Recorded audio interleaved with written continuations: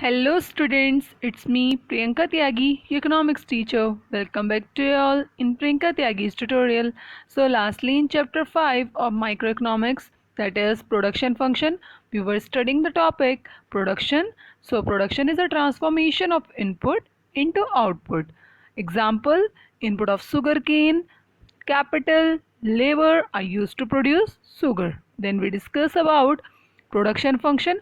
So production function is the process of getting the maximum output from the given quantity of input in a particular time period. Then we talk about types of production function. So there are three types of production function: very short run production function, short run production function, and long run production function.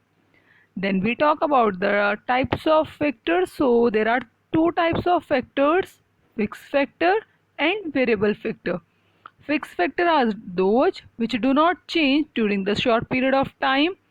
Variable factor are those which do change within a short period of time. These change with the change in the output.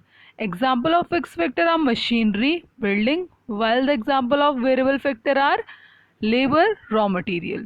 Now today we will discuss about concept of product. So let's start. तो चलिए discuss करते हैं सबसे पहले concept of product को. So it is defined as total quantity of goods and services produce by a firm with a given input during a specified period of time. So total product यानी कि total quantity of goods and services की total quantity कितनी produce हो रही है goods and services की एक firm के द्वारा किसी स्पेसिफिक टाइम पीरियड में. ठीक है, किसी निश्चित समय में कोई भी फर्म कितना गुड्स एंड सर्विसेज प्रोड्यूस करती है टोटल, वो रिप्रेजेंट करता है टोटल प्रोडक्शन को या टोटल प्रोडक्ट को. नेक्स्ट है इसमें average product. It is defined as amount of output produce per unit of variable यानी कि लेबर एम्प्लॉयड. तो एवरेज प्रोडक्ट क्या बताता है कि हर एक लेबर के लगने पे हमारा कितना आउटपुट प्रोड्यूस हो रहा है, हर एक लेबर ने कितना आउटपुट हमारा प्रोड्यूस किया है, वो बताता है एवरेज प्रोडक्ट. ठीक है, इसको निकालने का तरीका क्या है, फॉर्मूला क्या है इसको निकालने का. टोटल प्रोडक्ट को हम डिवाइड कर देंगे वेरिएबल फैक्टर से यानी कि लेबर से, तो हमारे को मिल जाएगा एवरेज प्रोडक्ट यानी कि हर एक लेबर ने कितना प्रोड्यूस किया एट एन एवरेज, तो वो हमें पता चल जाएगा इससे. नेक्स्ट है AP in terms of TP in terms of AP will be equal to AP into unit of variable factor. अब यहीं से हमें क्या निकालना है, अगर TP निकालना है तो AP से अगर हम यूनिट ऑफ वेरिएबल फैक्टर यानी कि लेबर को इंटू कर देंगे तो हमको मिल जाएगा क्या, TP. सो नेक्स्ट अब हम देखेंगे लास्ट कॉन्सेप्ट हमारा प्रोडक्ट से related, that is marginal product. So it is defined as change in TP resulting from employment of additional unit of a variable factor that is labour. सो हर एक labour extra labour के लगने पे कितना increase हो रहा है प्रोडक्शन, तो वो है आपका मार्जिनल प्रोडक्ट. जैसे हम अगर एक लेबर काम कर रहा था, ठीक है, वो 10 यूनिट को प्रोड्यूस कर रहा था, अब हमने दूसरा लेबर लगा दिया तो दूसरे लेबर के आने से कितना यूनिट का इंक्रीमेंट हुआ है, तो मान लीजिए 20 हो गया तो 10 यूनिट्स का और इंक्रीमेंट हो गया, तो दैट इज MP कि एक यूनिट ऑफ लेबर के लगाने पे एक्स्ट्रा यूनिट जो लेबर की बढ़ रही है दैट इज MP. कैलकुलेट करने का फॉर्मूला है TPN माइनस TPN-1. TPN यानी कि N रिप्रेजेंट करता है number of unit of variable factor को. ओके, नेक्स्ट हम देखेंगे law of variable proportion. So law of variable proportion states that as we increase the quantity of input keeping other input fixed, firstly the total production increases at increasing rate, then at decreasing rate and finally negative rate. तो law of variable proportion क्या बताता है कि जब हम production का काम करते हैं कुछ वेरिएबल और कुछ फिक्स्ड फैक्टर लेके, ठीक है, तो तब क्या होता है कि पहले तो हमें इंक्रीजिंग रिटर्न मिलता है, देन डिमिनिशिंग रिटर्न मिलता है एंड देन नेगेटिव रिटर्न मिलता है. ठीक है, समझेंगे आप इसको टेबल में. सो जब हम कुछ फिक्स्ड फैक्टर के साथ कुछ वेरिएबल फैक्टर लगाते हैं, जैसे कि ज़मीन के साथ हमने कुछ लेबर्स लगा दिए वहाँ पे किसी चीज़ का प्रोडक्शन करने के लिए, तो जब उस ज़मीन के टुकड़े में कुछ भी लेबर नहीं होगा तब तो वहाँ पे जीरो प्रोडक्शन होगा. जैसे कि हम पहली यूनिट में देख सकते हैं कि जब जीरो वेरिएबल फैक्टर है, 1 एकड़ ज़मीन है, तो वहाँ पे टोटल प्रोडक्शन भी ज़ीरो है. बट जब उस ज़मीन के टुकड़े में हमने एक वेरिएबल फैक्टर लगा दिया, यानी कि एक लेबर लगा दिया, तो हमें क्या मिला, टोटल प्रोडक्शन बढ़ के मिला। ठीक है, तो टोटल प्रोडक्शन जाहिर सी बात है बढ़ेगा ही, 10 हो गया।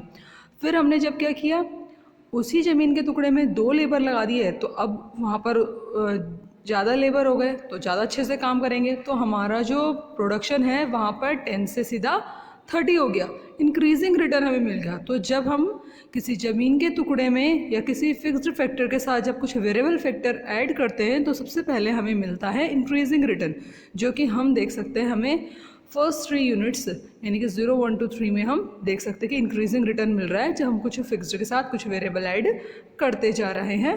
तो उसके बाद ये पहली स्टेज हो गई। तो दूसरी स्टेज में क्या है, डिमिनिशिंग रिटर्न, यानी कि अब अगर हम वेरिएबल फैक्टर को लगाते हैं तो हमारा टोटल प्रोडक्शन बढ़ेगा तो सही, पर घटते हुए क्रम में बढ़ेगा। ठीक है, जैसे कि हम 3rd, 4th, 5th यूनिट पे देख सकते हैं कि जो टोटल प्रोडक्शन है वो बढ़ रहा है, 45, 52, 52 जा रहा है, बट जो बढ़ रहा है वो किसके रेट से बढ़ रहा है, घटते हुए क्रम में। जैसे कि देखिए 15, 7 एंड 0, इस रेट से वो बढ़ रहा है। तो ये आपकी सेकंड स्टेज है डिमिनिशिंग रिटर्न की, यानी कि अब अगर हम ज़मीन के टुकड़े में कुछ वेरिएबल फैक्टर लगाएंगे तो वो बढ़ेगा तो सही टोटल प्रोडक्शन, पर घटते हुए क्रम में बढ़ेगा। Next in the last stage हम देखेंगे 6th यूनिट में, जहाँ पर आपका टोटल प्रोडक्शन घट रहा है। ये आपकी कौन सी स्टेज है, लास्ट स्टेज है, जिसे हम बोलते हैं नेगेटिव रिटर्न, जहाँ पर अगर हमने उस फिक्स्ड फैक्टर के साथ कुछ वेरिएबल फैक्टर लगा रहे हैं तो वहाँ पे जो हमारा रिटर्न है वो नेगेटिव रिटर्न हो जाएगा। जैसे कि ज़मीन के टुकड़े में होता है कि अगर हमने कुछ फिक्स्ड के साथ कुछ वेरिएबल फैक्टर लगाए हैं तो सबसे पहले अगर वहाँ पर ज़मीन के हिसाब से लेबर कम है और हम एम्प्लॉय करते जा रहे हैं तो हमें बढ़ के रिटर्न मिलेगा। बट ज़मीन अब हमारी उतनी ही है, अब हम लेबर को लगाए जा रहे हैं तो शुरू में तो प्रोडक्शन बढ़ता है, बट बाद में वो घटने लग जाएगा, क्योंकि उस ज़मीन की कैपेसिटी के हिसाब से वो लेबर अब ज़्यादा है, तो उस ज़मीन की इतनी कैपेसिटी नहीं है कि वो उतने को वहाँ पर एम्प्लॉय कर सके या उतने के रिटर्न उनके हिसाब से दे पाए। सो ये है law of variable proportion. Graph से हम इसको देखेंगे तो देख सकते हैं हम फर्स्ट यूनिट में आपका इंक्रीजिंग रिटर्न है, पहले वाले ऊपर वाले ग्राफ में हम टीपी को देख सकते हैं टोटल प्रोडक्शन को, और नीचे वाले ग्राफ में हम एमपीएन की मार्जिनल प्रोडक्ट को देख सकते हैं या मार्जिनल प्रोडक्शन को देख सकते हैं। उसके बाद 2 से 5 यूनिट तक हमारा है डिमिनिशिंग रिटर्न, जिसमें घटते हुए क्रम में बढ़ रहा है टीपी, और एमपी आपका डिक्रीज हो रहा है।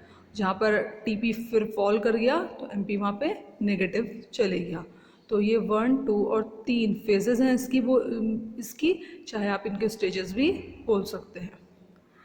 नेक्स्ट हम इसके देखेंगे assumption of law of variable proportion. So कुछ इस लॉ के भी अजम्पशंस हैं, कुछ कंडीशंस हैं, तभी ये लॉ फॉलो होता है। तो पहली है, it law operates in short run as variable as factors are classified as variable and fixed factor. तो ये लॉ जो है ये केवल शॉर्ट रन के लिए ही है एप्लीकेबल, जैसे कि इसमें कुछ फिक्स्ड एंड वेरिएबल फैक्टर हैं, जैसे कि शॉर्ट रन में ही कुछ फिक्स्ड एंड वेरिएबल फैक्टर होते हैं। दूसरा अजम्पशन क्या है, law applies to all fixed factor, हर तरह के फिक्स्ड फैक्टर में ये लॉ अप्लाई करेगा। ऐसा नहीं है कि केवल ज़मीन के फिक्स्ड फैक्टर में, ठीक है, ये हर तरह के फिक्स्ड फैक्टर में अप्लाई करता है लॉ। नेक्स्ट है, law applies to the field of production only. ये जो लॉ है ये प्रोडक्शन के फील्ड में ही एप्लीकेबल होगा। ठीक है, पहला हमने क्या देखा, शॉर्ट रन के लिए एप्लीकेबल, दूसरा केवल फिक्स्ड फैक्टर के लिए अप्लाई होगा, ठीक है, जितने भी फिक्स्ड फैक्टर है उन सब के लिए अप्लाई होगा। तीसरा कि प्रोडक्शन फील्ड के लिए ही ये केवल लॉ है। चौथा हम देखेंगे, it is assume that factor of production become imperfect substitute of each other as certain limit. और ये अज्यूम किया जाता है कि जैसे जैसे हम क्या कर रहे हैं, फैक्टर ऑफ प्रोडक्शन को एम्प्लॉय करते जा रहे हैं तो जो उनके सब्स्टिट्यूट है वो क्या है, एक का जो दूसरा सब्स्टिट्यूट है वो क्या है, इम्परफेक्ट है। मतलब जो हर एक सब्स्टिट्यूट लगता जा रहा है सर्टेन लिमिट्स पे, तो वो क्या है, इम्परफेक्ट सब्स्टिट्यूट है किसी एक स्टेज के बाद। नेक्स्ट हम देखेंगे, the stage of technology is assume to be constant during the operation of this law. हम ये क्या मानेंगे कि जो स्टेट ऑफ टेक्नोलॉजी है वो इसमें कांस्टेंट रहेगी, किसी भी तरह का इम्प्रूवमेंट टेक्नोलॉजी में नहीं होगा, क्योंकि अगर टेक्नोलॉजिकल इम्प्रूवमेंट होता है तो उससे फिर वहाँ पे प्रोडक्शन भी बढ़ जाएगा। तो हमने यहाँ पे क्या करना है, स्टेट ऑफ टेक्नोलॉजी को कांस्टेंट लेना है। And the last one, it is assumed that all the variable factor labors are equally efficient. और जितने भी हमारे यहाँ पे क्या है, लेबर फैक्टर है, वेरिएबल फैक्टर है, वो क्या है, इक्वली इफ़िशिएंट है, ये हमने अज्यूम करना है। सो ये था आज का आपका topic. So that was all for today. Now it's time to revise. तो आज हमने देखेंगे हमने क्या किया, 3 टाइप ऑफ प्रोडक्ट हमने देखे, total product, average product and marginal product. Total product यानी कि टोटल प्रोडक्शन कितना हो रहा है गुड्स एंड सर्विसेज का, वो बताता है टोटल प्रोडक्ट। एवरेज प्रोडक्ट यानी कि हर एक लेबर कितना प्रोड्यूस कर रहा है per unit, that explains the average product. उसके बाद मार्जिनल प्रोडक्ट, हर एक एडिशनल यूनिट के बाद प्रोडक्शन में कितना प्रभाव पड़ रहा है, कितना प्रोडक्ट का इंक्रीमेंट हो रहा है, दैट इज़ मार्जिनल प्रोडक्ट। फिर हमने लॉ ऑफ वेरिएबल प्रोपोर्शन को समझा, 3 स्टेजेस इसमें होती है, increasing, diminishing and negative return की। इंक्रीजिंग रिटर्न में इंक्रीजिंग रिटर्न हमें मिलता है, ज़्यादा बढ़ के प्रोडक्शन मिलता है, बढ़ते हुए क्रम में प्रोडक्शन बढ़ता है। डिमिनिशिंग रिटर्न में प्रोडक्शन बढ़ता है पर घटते हुए क्रम में बढ़ता है।